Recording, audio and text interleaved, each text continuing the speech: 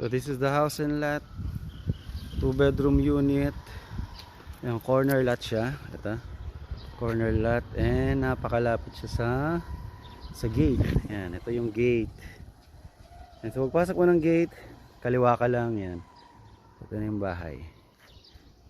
This is 86 square meter lot. Yan. So malaki. Pwede pang magtayo ng sari-sari store or karinderya dito. So solo mo lang yung subdivision dito. So tignan na natin. Ayan. So yung construction ng bahay ay buhos tibay. So lahat yan, kung naghahanap ka ng may poste, lahat yan poste. Ayan. So so may tiles na rin. And ito yung sa toilet and bath niya. Ayan. Konting linis lang. Ayan, so ito yung sa likod. Malaki pa yung space. Ayan. So ito yung stair papunta sa taas. This is a 2-bedroom unit. Ayan, so ito yung isang room. Kasya ang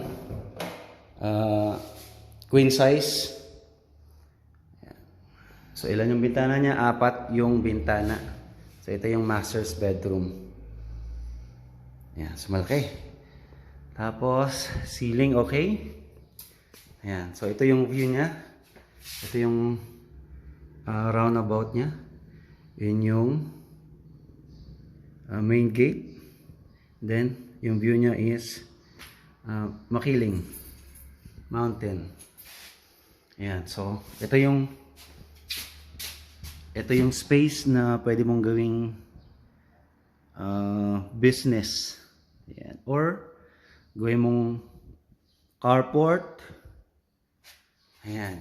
Or with balcony. Ayan, parang ganyan. Ayan, oh. Lumaki na.